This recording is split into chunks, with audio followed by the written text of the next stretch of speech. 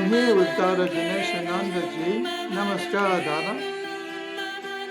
Yeah, namaskar. So, tell me, how did you get involved with Ananda Marga and initiation?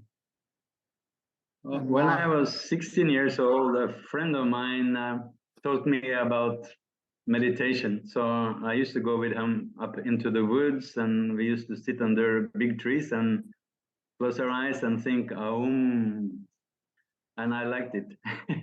Then a few months after I just turned 17, I saw a poster on Tantra Yoga. I went to the lecture, and it was Dada Mayatita who talked about yoga and meditation. And I had been very interested, like actively in political youth group, like red youth, communist groups, and anarchist youth groups.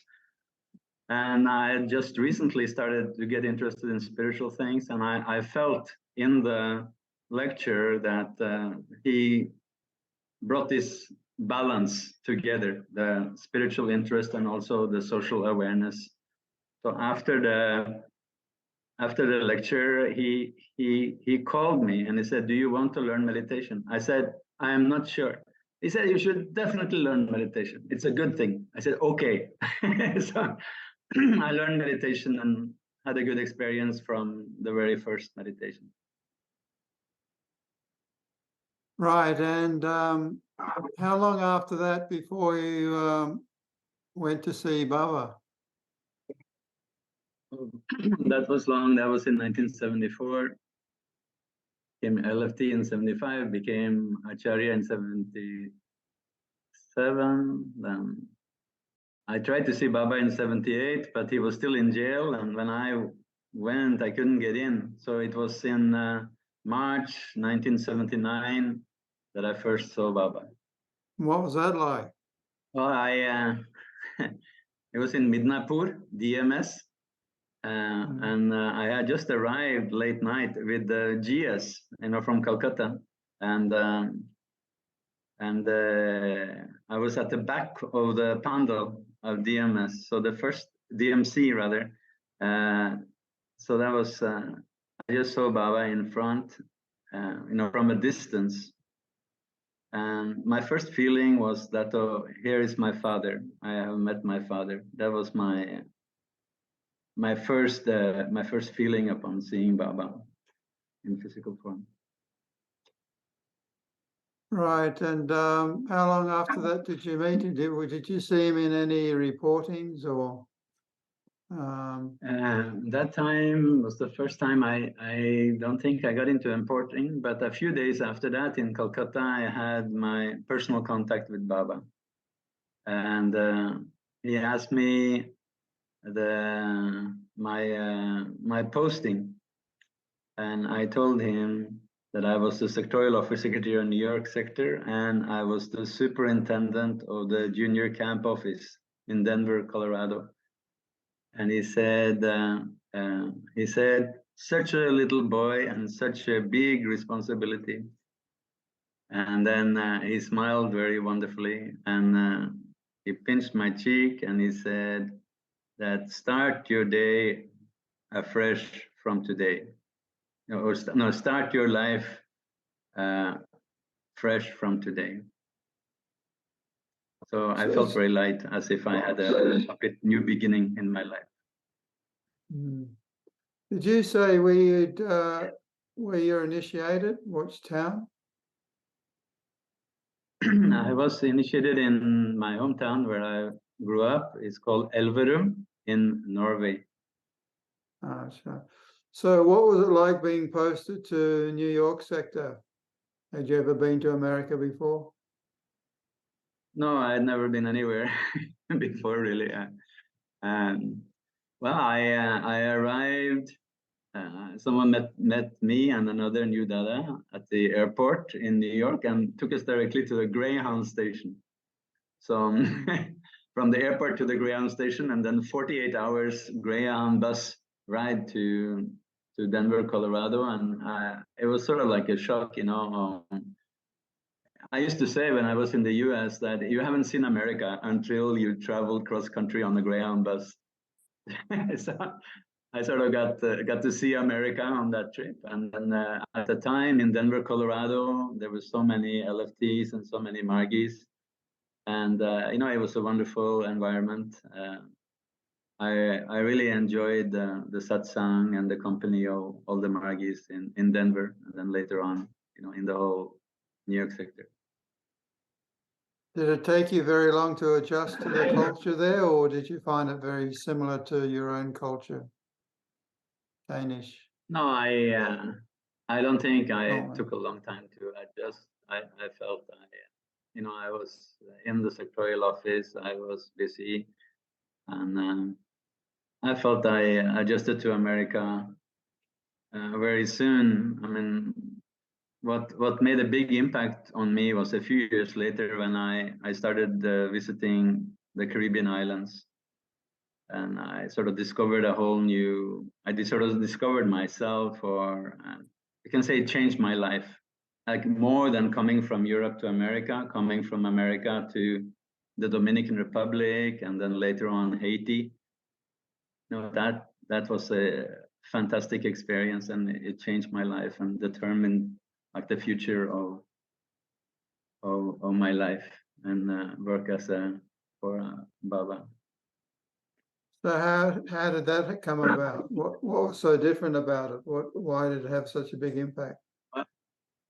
No, when I found myself visiting the Dominican Republic in a village where DDs had a children's home and school, I had for the first time experience working with children in the developing country, and that close contact with children transformed me really. I used to take pride in feeling that I am aloof, that no one can change me. Whatever happens around me will be, I will just remain the same. But then as I had the chance to interact in the developing country with the children, it opened my heart. I found out that the affection I got from the children and the chance to express, with those children, it changed me completely. And I think I became a different person. And I felt then that I really knew what I wanted to do for Ananda Marga and Baba's mission. So do you think it had a big effect on your personality? What did it made you more? Yes, I think so. I think it changed my personality completely. In what way? That I became more sensitive, more appreciative of the importance of relationship and being close to children and to human beings. I'm here in Africa now, and I can still see that people from Europe, America, from developed countries have a lot to learn from Africa, from the Caribbean, from the other countries that are less technologically or economically developed. Like the pure humanity, the simple humanity, the essence of what it is to be a human, shines through. It's more easy to grasp and experience in that setting. So were you able to visit Baba when he went to Jamaica? Yes, I was there when Baba came to Jamaica, and yeah, that was a great experience. Baba was in a very, very wonderful mood, a very jovial mood. We spent a long time with him in his room for reporting and meetings every day. And that is that at the time there was hurricane disaster in the Dominican Republic. and some Dada and Didi had just come from relief work to Jamaica. And I was there when they reported that to Baba. And there was one Margii called Jai Shankar, an American Margii, who later became a doctor, who chose to sacrifice going to see Baba to follow up on the relief work. And when they reported this to Baba, Baba turned, like from where he was sitting, he was like turned in the direction of the Dominican Republic, like geographically. And he did a very, very deep namaskar to Jai Shankar, as if, I mean, it became obvious to me how Baba appreciated his sacrifice for, for service. Yeah. Amazing. So did you get to go to see Baba in India very much after that? Yes, after that, and during the this was in '79 in Jamaica, and then during the '80s, I went to India every year to see Baba, and some years I maybe went 2, or even maybe 1 year I went 3 times. So I had quite a bit of chance to be with Baba and to experience him. It was a fantastic years. What was it like to be around him when he's in the so-called organizational mood as opposed to the sweet devotional mood? How do they contrast? Yeah, it was a huge contrast. I mean, the contrast is the interesting thing. I mean, what I learned is that Baba sort of can switch. Like when Baba gets angry or serious, he sort of decides to get angry or serious. It's not that he loses his temper or that he's like us, who are sort of guided by our emotions and moods and so on. I felt that. I remember, just to illustrate that, I have a couple of stories about that. One time I was with Baba in the reporting. It was going on for several days, like an RDS, I think a junior RDS, world RDS. And Baba was in such a mood that he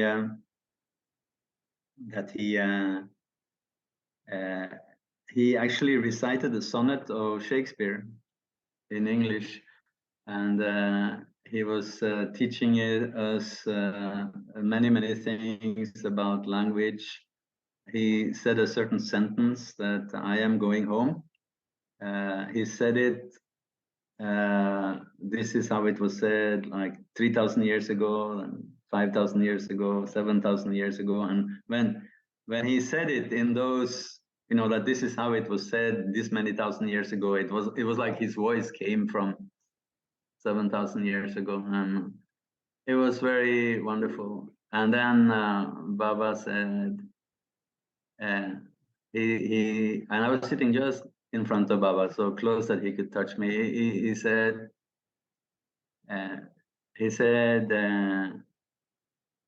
if I start a school, will you be my students? Then we all said, yes, Baba, we will be your student. And then he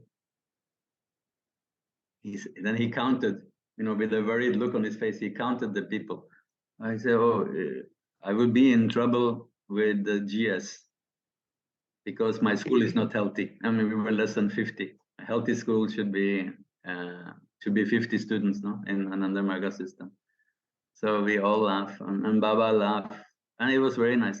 Then suddenly, he shouted to one Dada in the back of the room in the corner. He shouted very loudly and very, very loudly and very angrily. Then he turned to me, who was sitting next to him, like looking at me very closely, and he said, I just changed my mood from teacher to president of AMPS.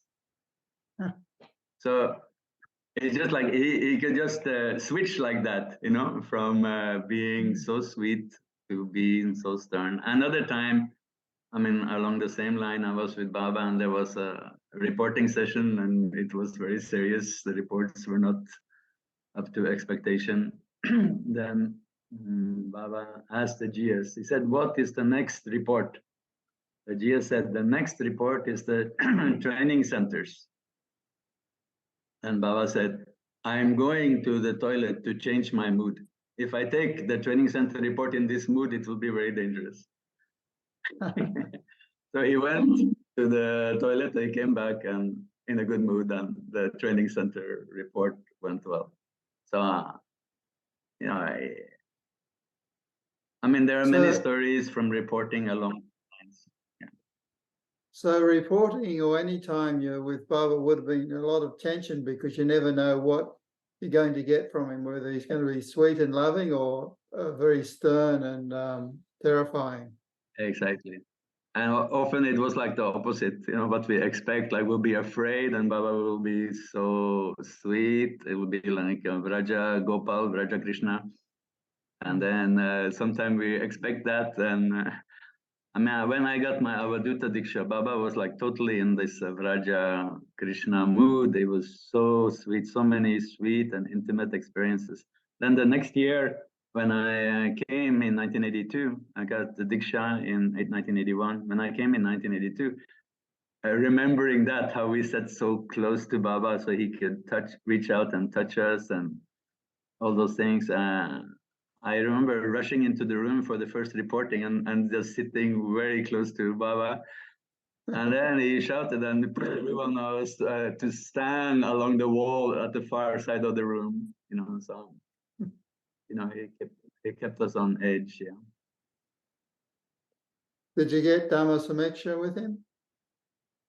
Yes, I had Dharma Shamiksa, and that was also in 1981. At that time, it was sort of just starting. He called it 16 points checkup or 16 points review.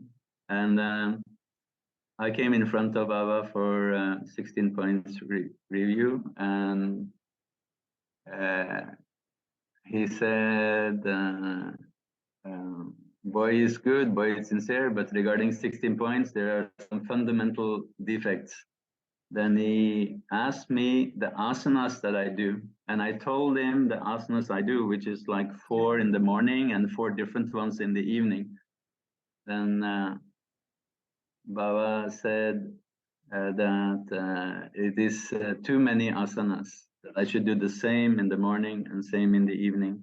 And then he prescribed 4 asanas for me.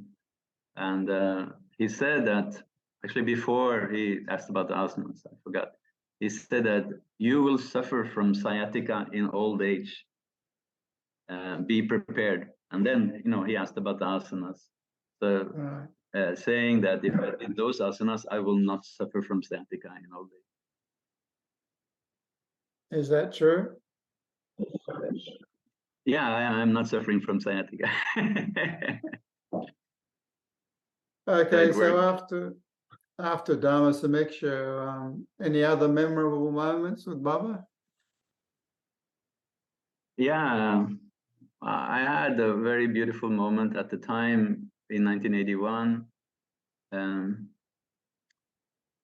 Even in 1980, I had in 1980, I went for my only field walk, but it was raining. So I was stuck in the back seat next to Baba. And by his grace, another Margii came in, and it was a very fat Margii, very, very big and fat. So I was like squeezed between this fat Margii and Baba, you know, like there were 3 in the back seat. And at the time, we had just started like a children's home for developmentally disabled boys in Denver, Colorado. Baba was asking about that, and I told him about it, and he was very happy about it, you know, that kind of work. And then he said that in America, they don't suffer so much physically, but they suffer psychically. I think that's the word he used, psychically. And he said, you must serve the people of America psychically. Then, when I got the diksha, I had an interesting, very, very beautiful experiences. We were sitting close to Baba. It was late in the night, maybe 11 o'clock at night. Reporting was going late in Lake Gardens. And I was sitting just close to Baba, very close to Baba. He was on his bed and we were on the floor in front of him. And he said, and what does my Dana Vira say? My name was Dana Vira as a brahmachari. And I was like flustered, I didn't know what to say. So Dada Yatishwarananda, who was the SS of New York sector at the time, he said, Dana Vira says he wants to become an Avadhuta. And Baba sort of sat up and he said, it is not possible. It is impossible. He is too small. He's underaged. Then he asked Dada Yatishwarananda, and he is what? So then, you know, I protested, no, I'm not underage. Then Baba asked Dada Yatishwarananda, and he had to say also, yes, he is underage. And he said, it's not possible, impossible. So he looked at me sweetly and he reached down and he sort of cupped my head, you know, with his hands and pulled me up and he gave me like a kiss on both cheeks. And I had the strong scent of like blossoms, like cherry blossom or flower blossoms coming from Baba. Wow. So it was a very special moment. It's maybe my only that kind of experience. And then it was finished. The reporting session was finished, and I was like sort of blown away. I like was in bliss from the affection of Baba, and I was like in frustration that he has declared that it was impossible that I become Avadhuta. So I sort of lingered. Everybody walked back to Jodhpur Park, but I lingered there. And when I walked back, I walked with one Dada that you know, Dada Samitanandaji. Yes. You know, he's a very senior Dada. So we walked together and in silence all the way. And Dada Samitananda knows what I was thinking. So then I reached, when we reached the Jodhpur Park, he just broke the silence. He said, don't worry, I got my diksha when I was 18, you know, and I was already 23, so I wasn't that small, no? So after a few days, I got diksha from Baba. And the next day, Baba told me different things. In the reporting session, he said, look at Daneshananda, less than 24 hours. And he did like this complete change in personality. He was like saying with pride, you know, that the power of his diksha had completely changed me within less than 24 hours. And then he also said Daneshananda is a newborn baby today. So, you know, he gave a lot of attention and affection as he took the pleasure, you know, in having, you know, given this diksha and giving us like a new start. So that was, you know, some sweet experiences of Baba. Yeah. Right. And how did you take his departure? Well, I had been this was in October 1990, and I had just come from India, actually. I was in the RDS in September 1990.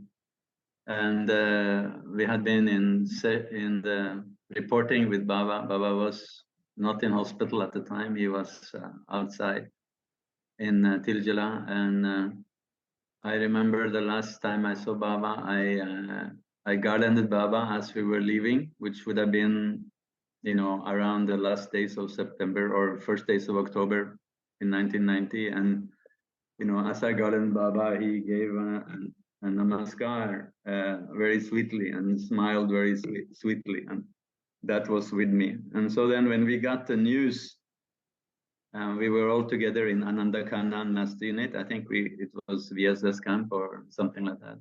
And we got the news. Dada Shamitananda prepared it, and everybody was. I mean, I had a feeling already before because I saw Dada Shamitananda speaking on the phone with India.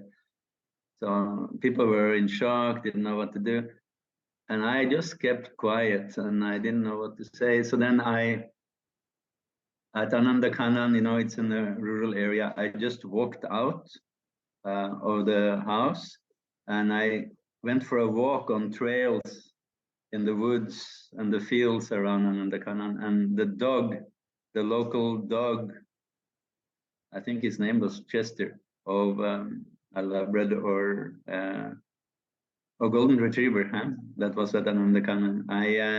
I walked with that dog for more than 2 hours. I didn't talk to anybody, and during those 2 hours, I worked everything out in my mind and in my heart. So I felt that when I came back after 2 hours, in the woods, just with the dog, I felt I had like reconciled or worked out and made it clear, like what I had to do, how I had to continue. And I felt surrendered or okay. So uh, everybody wanted to go for the Mahaprayan, the cremation and all that. I told everybody they should all go. I would stay because I had that memory from just like maybe 3 weeks before of being close to Baba's smiling face, and I felt strong internally that I didn't have to go there. So after that, at some time you got posted to Africa, where you've been doing a lot of great work. What year was that? I came to Africa. I mean, when I was in New York sector, I also spent quite a bit of time in Haiti and Dominican Republic, which was, fantastic. But I came to Africa in June 2000, so 23 years ago, almost exactly. And I was posted in Ghana. I was also working in Burkina Faso. And then since 2010 in Nigeria. And I just felt at home immediately.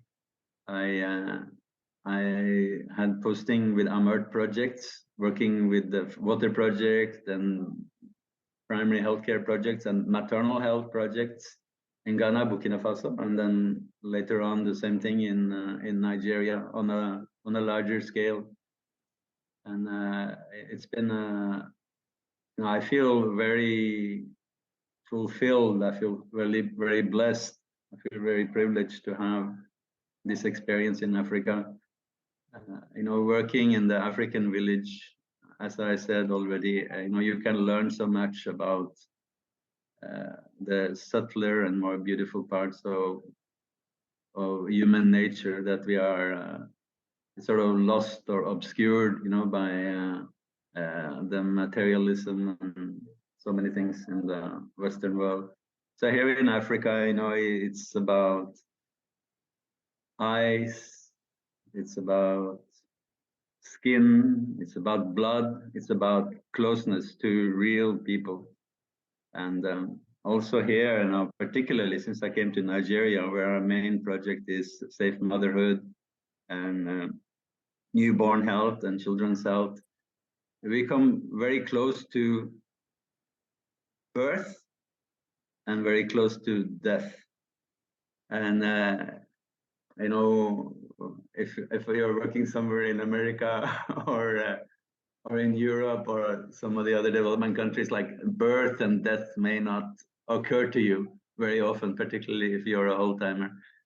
But to be able to see newborn babies and to also to be close to women who have just given birth, they have a sort of singular kind of serenity or peace that surrounds them.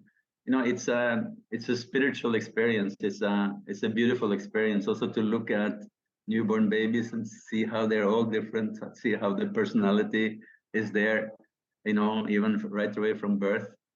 It's a beautiful thing. And also to face the challenge of, which is like the reality here in the villages, that people die, people lose their children.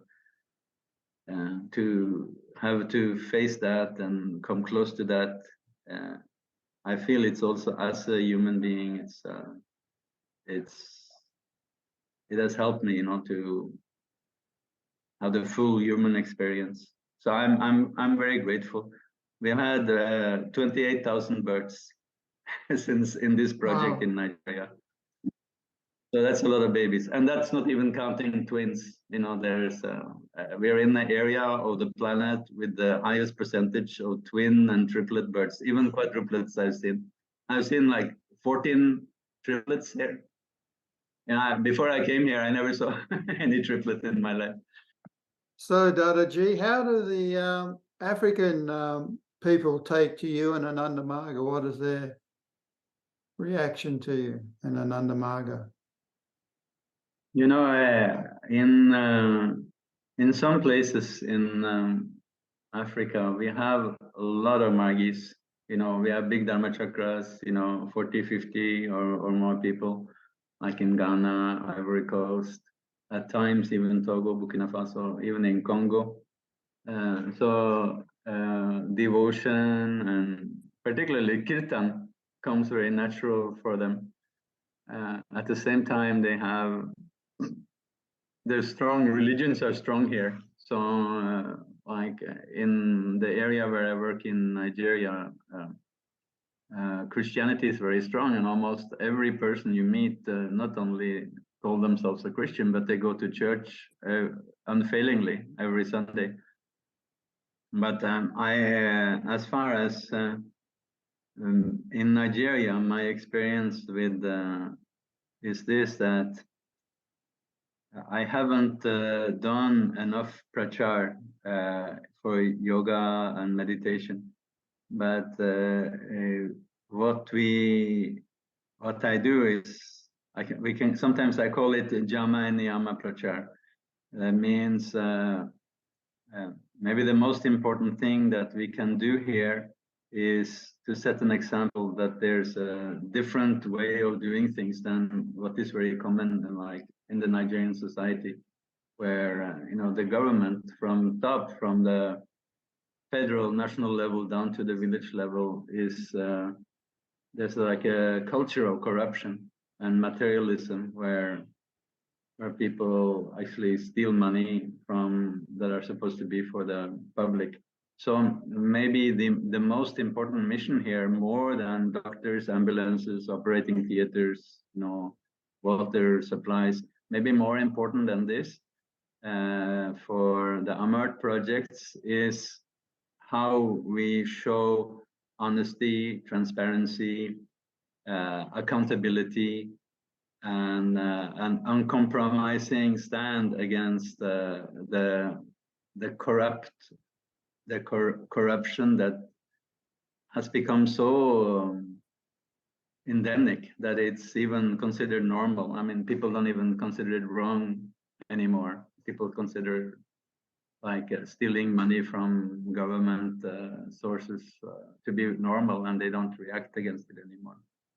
So my experience is here in Nigeria now is that this firm moral approach is what is making Ananda Marga and AMURT its name.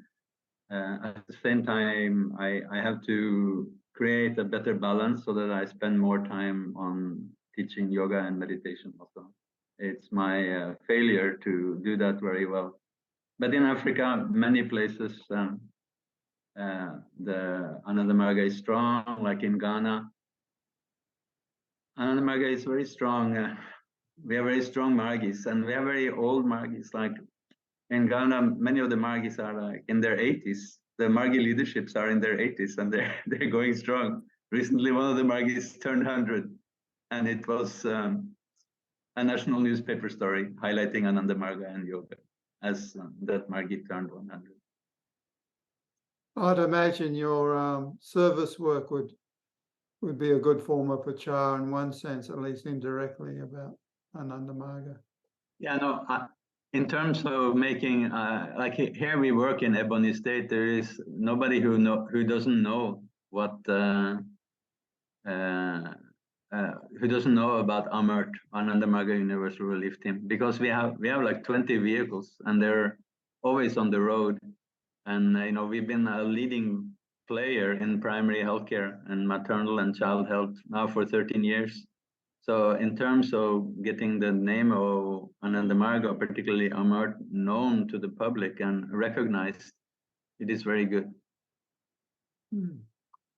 Primary healthcare project here in Nigeria is based on the development model.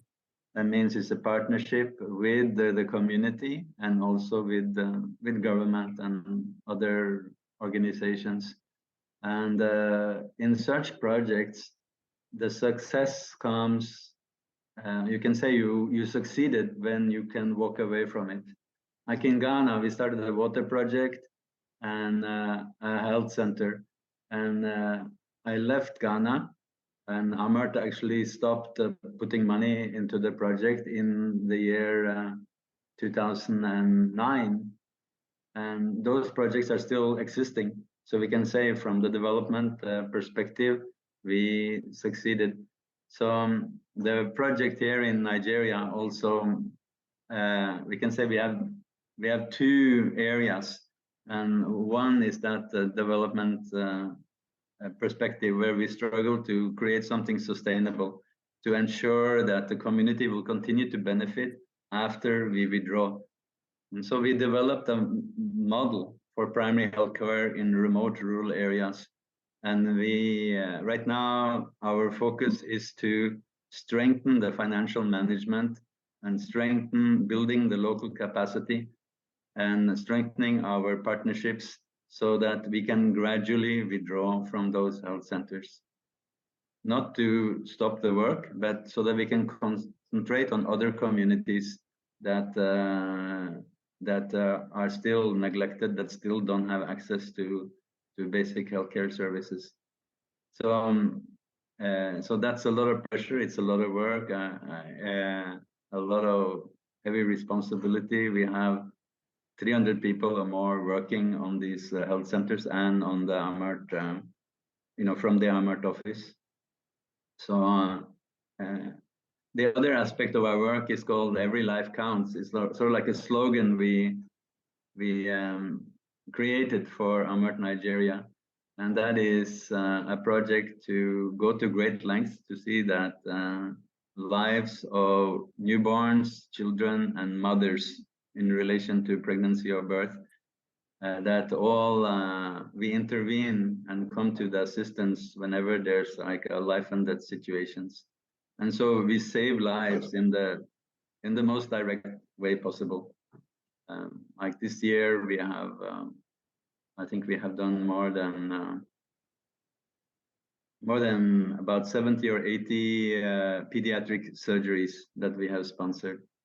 And 4 of the health centers where we work are obstetric emergency referral centers, where we have resident doctors and operating theaters to do cesarean section when the life of the mother or the life of the baby is threatened. And we have done more than 1,300 cesarean sections in the rural villages. And we are the only ones to provide this in the state, except for about 3 or 4 mission hospitals and the tertiary hospital, which is only one. So, so this is very direct service, and we come in contact, with children, with women, with families that really need assistance, to save lives. Yeah, that's a great service that you're doing there, Dadaji. Okay, Dadaji, well, thank you very much for sharing those experiences with us. It was very inspiring. Thank you for inviting me. You're welcome. Namaskar.